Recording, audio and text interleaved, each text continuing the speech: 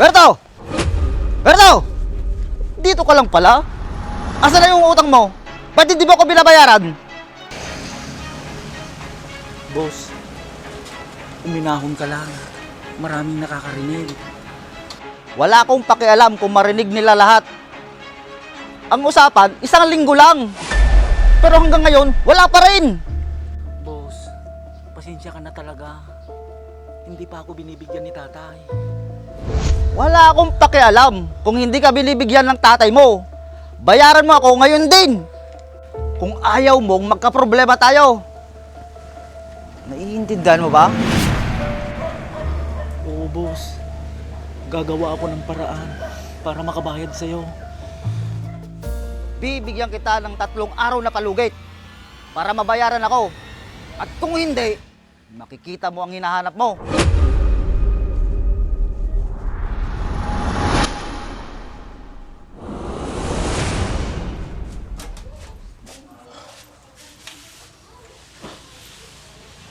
Oh, Berto, nakainom ka yata. Tay,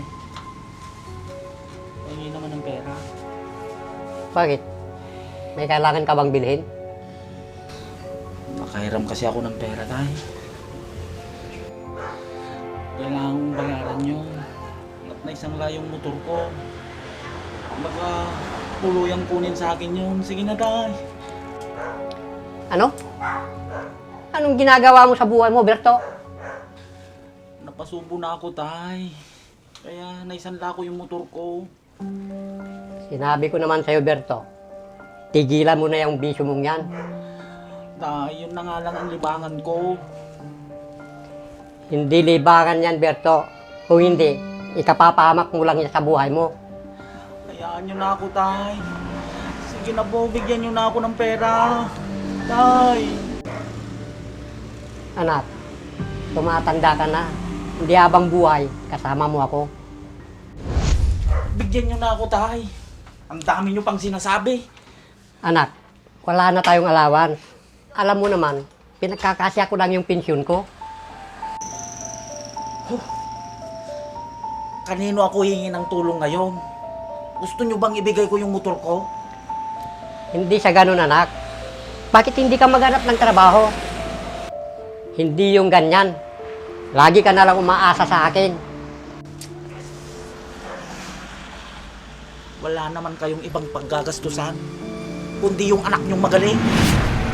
Nag-aaral yung kapatid mo, Berto. Kaya hindi sayang ang pera sa kanya. Buti kung makapagtapos yun. Mag-aasawa din kagad yun, tay. Kuya, hindi ko gagawin yon. Nandiyan ka na pala, Punto. Mano po, tay?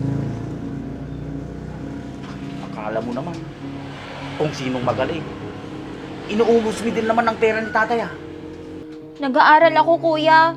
Para naman guminhawa ang buhay natin. Kung ako sa'yo, magtrabaho ka na lang kaysa mag-aral.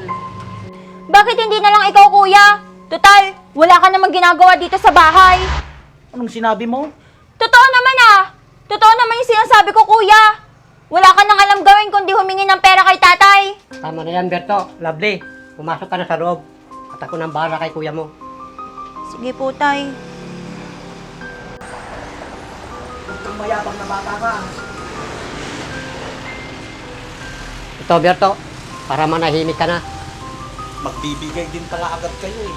Dami nyo pang sinasabi.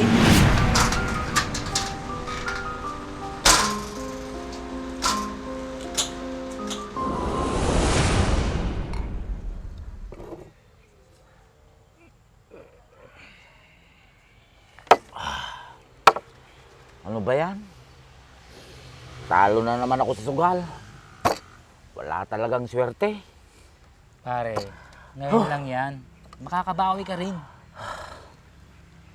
Pare, wala na akong pagkukuhanan ng pera. Saan ako manghiram ngayon?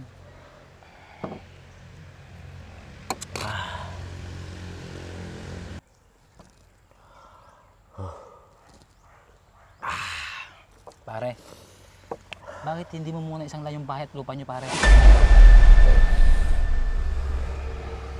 wala naman sa akin yung titulo, pare. At isa pa, sigurado ako, hindi papayag si tatay. Pare, gawa mo ng paraan. Ang hina mo naman. Anong ibig mong sabihin, pare? Sabi nga nila, pag gusto, may paraan. Kung ayaw, madaming dahilan. Paano, pare? Anong gagawin ko? Pipilitin ko si tatay na isang layong lupa namin. Diskarte lang yan, pare. Tignan mo ako, asinsado lang. Kaya nga, pare, nakakaingit ka. Pare, madali lang isang layong bahit lupa nyo. Maganda ang pwesto. Kung pwede ko nga lang gawin yan, pare. Kayang-kaya mo yan. Ikaw pa. Paano, pare? Anong gagawin ko? Di wag mong sabihin tungkol doon. Malay mo, makabawi ka agad sa pagkakasangla mo sa titulo nyo. Pare, ano kaya kung pahiraman mo na lang ako ng pera? Nako. Ito na lang, pare. Kung gusto mo, sa akin mo na lang isang layong bahit lupa nyo. Para makuha mo agad.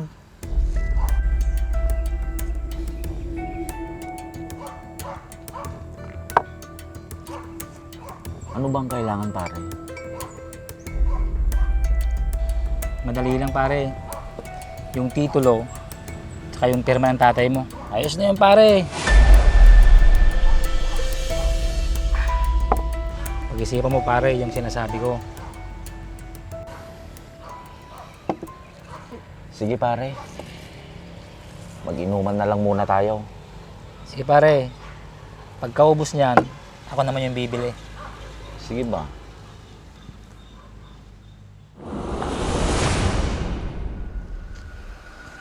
Saan kaya yun? Dito ko lang yun nakita.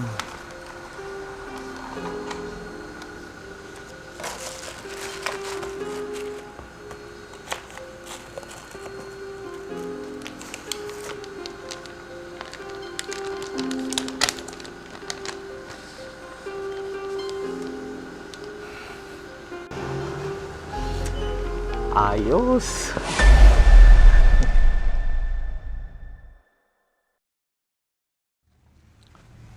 Tao po. Tao po. Tao po. Ano po yon? Andiyan ba si Kuya Berto mo? Ay, wala po siya dito. Bakit po? Gusto ko lang sana sabihin sa'yo na nasangla na sa akin yung bahit lupa nyo. Ha? Ano po? Saglit lang po, tatawagin ko si tatay. Tay? Tay! Tay! Tay! Oh, ano yun? May naghahanap po kay Kuya Berto. Ha? Bakit daw? Nakasangla daw po ang bahay at lupa natin. Ano? Paano nangyari yun? Eh, nasa akin ang titulo. Tara, punta natin. Sige po, Tay.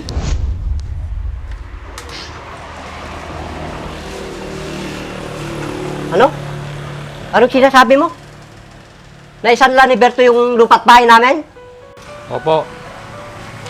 Ito yung katunayan na nasang na sa akin ni Berto ang bahay at lupa nyo.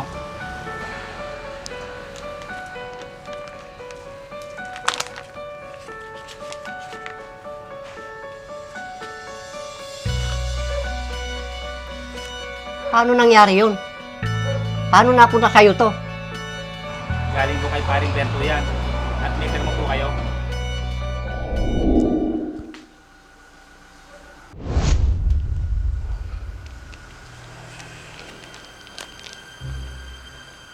Tay, pwede bang pirmahan nyo ito para makahanap na po ako ng trabaho para katibayan na kayo ang tatay ko.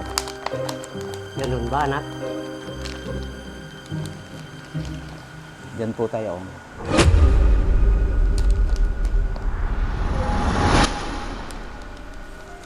Salamat po tay.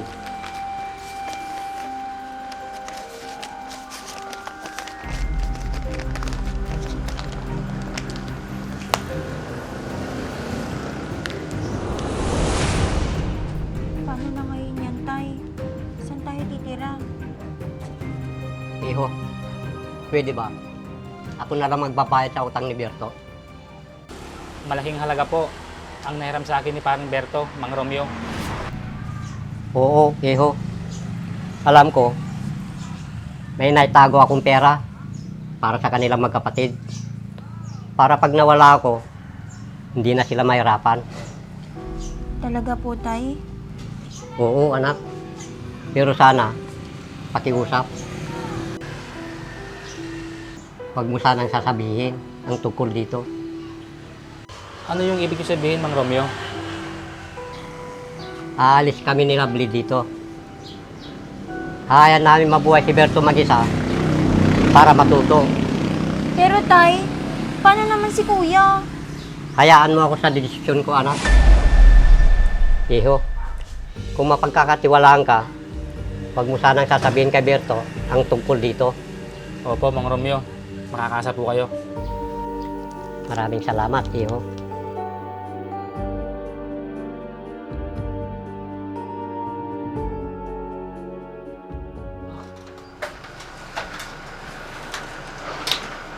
Oh, anong nangyayari dito? Bakit may dala ko yung mga bag? Saan ang punta ninyo? Wala na tayong bahay, Berto. Tay, ano pong ibig niyong sabihin? Ito po, bahay natin. Nakalimutan mo na ba, Berto? Na sinala mo tong bahay at lupa sa kaibigan mong si JR? Ano? Wala akong alam dyan sa sinasabi niyo. Huwag ka nang magsinungaling, Berto. Dahil alam na namin ni Lovely ang totoo. Ito ang gusto mong buhay. Sige, pagbibigyan kita. Saan naman tayo pupunta, tay? Bahala ka na sa buhay mo, Berto. Matanda ka na. Alam mo na ang tama't mali. Pero tay, sasama ako sa inyo ni Lovely. Hindi! Matuto kang tumayo sa sarili mo pa. Tara na, Lovely! Tay! Po, Tay. Hindi! Huwag akong iwan, sasama ako! Matuto kang tumayo sa sarili mo pa. Tay! Sige na, Lovely, sasama ako! Ta!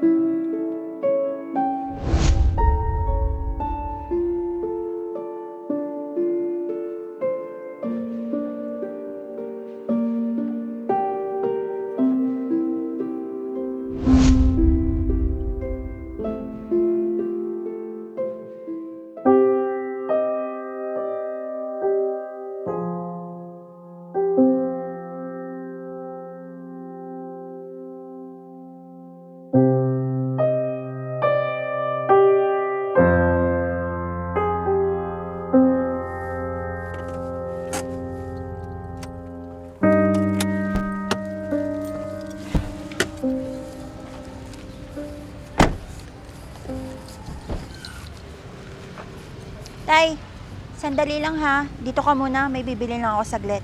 Sige, anak. Hintayin kita dito. Sige, Tay.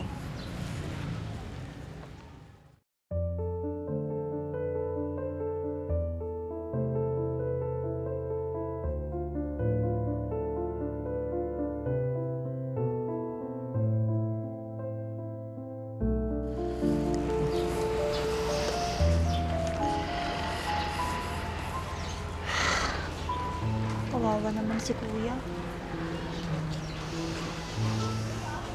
Mukhang hindi pa siya kumakain. Ate, Pabili nga po ng regular milk tea, yung cookies and cream na lang. Sige. 2 order.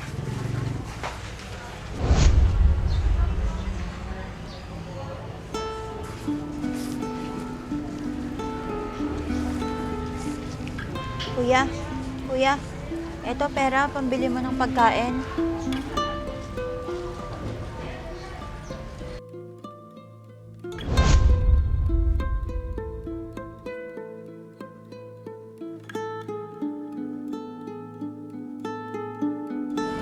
Kuya?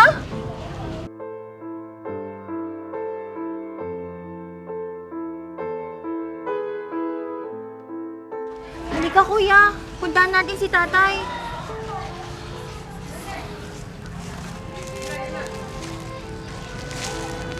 Halika na kuya. Tay, may kasama po ako. Sino yan, anak?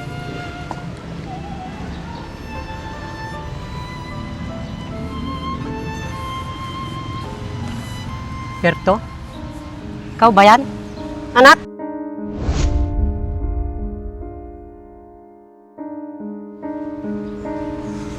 Tawarin niyo ako, Tay. Sa lahat ng nagawa ko sa inyo. Hinanap ka namin kuya, pero wala ka na pala sa dati mong tinitirahan. Oo, Lovely. Ninakawan ko sila. Nagalit sila sa akin. Kaya pinakulong nila ako. Pero pinagsisihan ko na lahat ang nagawa ko. Kaya pinagbayaran ko na. Ang mahalaga, natutunan mo ang pagkakamali mo, anak. Oo, Tay. Mahirap pa lang mag-isa sa buhay. At wala kang pamilya. Oo, anak. Mahirap talaga ang mag-isa. Tay, natutunan kong pahalagaan ang bawat sentimo na hawak kong halaga. Gusto ko lang naman, anak, na magbago pa. Tignan mo si Lovely. Nakapagtapos na ng pag-aaral at may magandang trabaho na ngayon. Sumama ka na sa amin kuya, para makapagsimula ulit tayo kasama ni tatay. Tatanggap niyo pa ba ako? Oo naman, anak. Iisang pamilya tayo. Kaya nga kuya, sino pa ba naman ang magtutulungan? Kundi tayo lang. Masaya ako at mabubuo ulit ang pamilya natin. Maraming salamat, Tay, sa lahat ng tinuro niyo sa amin. Opo tay, maswerte kami kasi kayo yung naging tatay namin. Wala yun, mga anak. Mahal na mahal ko kayo. Ang bawat pamilya ay may kanya-kanyang pinagdadaanan sa buhay. Hindi lahat perpekto pero sa bandang huli, pamilya pa rin ang takbuhan natin. Lagi nating tandaan ang pangaral ng ating mga magulang dahil wala silang hangad kundi mapabuti tayo.